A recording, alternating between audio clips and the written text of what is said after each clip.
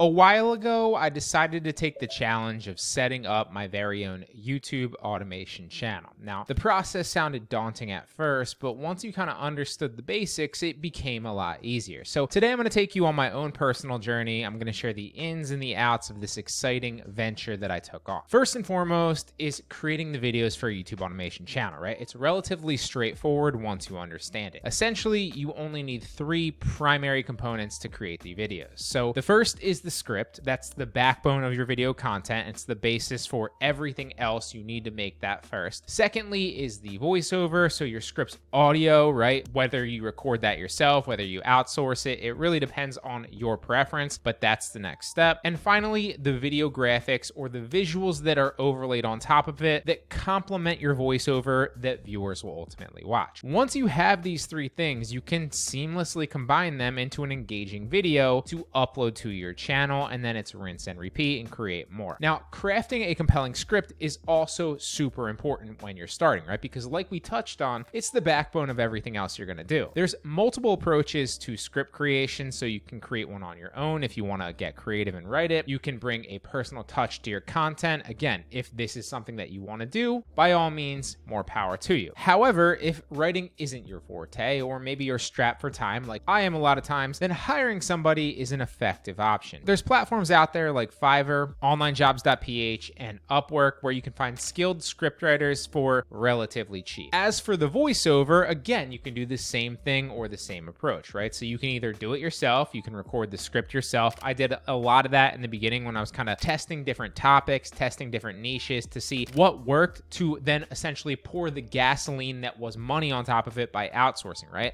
I wanted to keep my costs as low as possible in the beginning, but once I found something that ultimately worked, I was able to outsource it and feel better about that, right? And that leads me to the next step. If you don't want to do it yourself, then you can just get a professional to do it for you. Again, Fiverr, Upwork, onlinejobs.ph. The onlinejobs.ph one for the voiceover might be a little bit tougher because all those people are from the Philippines, and so English isn't necessarily their first language. Some of them can speak it well, and you can find good ones on there. But for the voiceover, I'd primarily say either find somebody in a group like a Facebook group or a Discord, or just go with Fiverr or Upwork, because those are going to be the places where you can find English speaking people where English is their primary language and they're going to be able to communicate the script a little bit better. You could also, and I don't necessarily recommend this, but you could also go the tech savvy route, which is use a text to speech software for automated voices, right? Now, this might not be as high quality sounding and it might turn off some viewers, so keep that in mind, as well as the fact that ultimately, even right now, you might be able to monetize a channel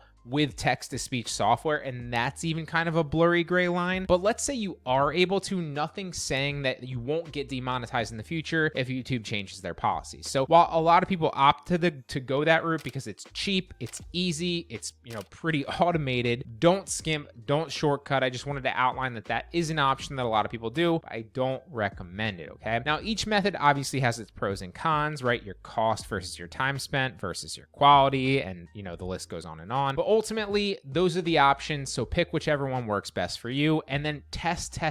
You'll learn a lot more as you create videos, and you'll get a lot better. Now, for the visual aspects and the graphics, right, there's, again, several routes to consider. So you can use Creative Commons videos, so platforms like YouTube offer Creative Commons license videos where you can incorporate those into your content, but you have to make sure that you cross-check the licensing terms when you scroll down to the bottom of the video. So let's say you're on a video on YouTube, and again, you can just sort this by literally searching something in the YouTube search bar and then sorting it for Creative Commons videos so that all those are Creative Commons videos. But, and this is key, even if you do that, make sure that when you click on a video and you're about to use that specific video, whether you're going to download it off YouTube or rip it using like another different website by just Googling like download YouTube video, make sure on YouTube that you scroll down in the description and check the license to make sure that it says Creative Commons reuse allowed, okay? Always do a double check, because every once in a while, at least in my experience, you might run into one where you forget to sort, or maybe you did sort and one got kind of thrown in there. So don't assume, always check. Now, you can find tons of videos on YouTube with Creative Commons license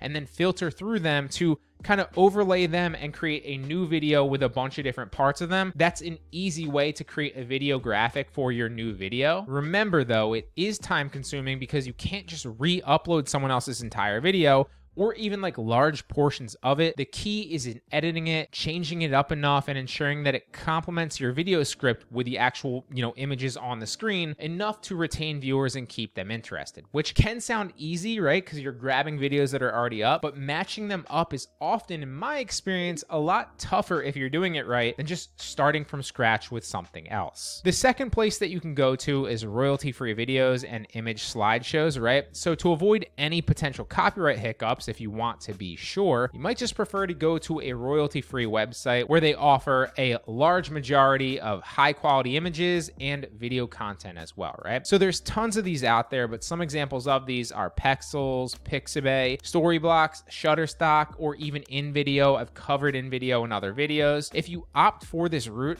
remember to keep the pace fast and don't rely solely on the entire length of each video clip, or your viewer retention might suffer in the long run. Another option is using Pictory. Now, using Pictory was a game changer for me when I was initially starting. Remember back to when I said I tested a bunch of things in the beginning to find out like what worked for me, and then I doubled down when I figured out what that was. So Pictory is a software that transforms your video script into a captivating video automatically, right? It uses relevant videos and relevant images that it pulls from its extensive library of copyright-free videos, and it saves you so much time as it automates the graphics and editing process, which makes content creation so much easier and so much faster. Now, if you're looking for a tutorial on how to do this, then you can just search YouTube for Bryan Guerra, how to monetize a YouTube automation video quickly. I've done at least 2 or 3 tutorials on how to actually use Pictory to create videos just like this. Now, I initially began this journey thinking I'd have to hire a team or invest huge sums of money into video creation. However, as I delved deeper, I realized that with the right tools and a little bit of determination, anybody can run a YouTube automation channel efficiently. Whether you decide to go solo or get external help and actually outsource a large portion of it, the process is highly rewarding if you do it correctly. But that's the formula. Best of luck on your journey.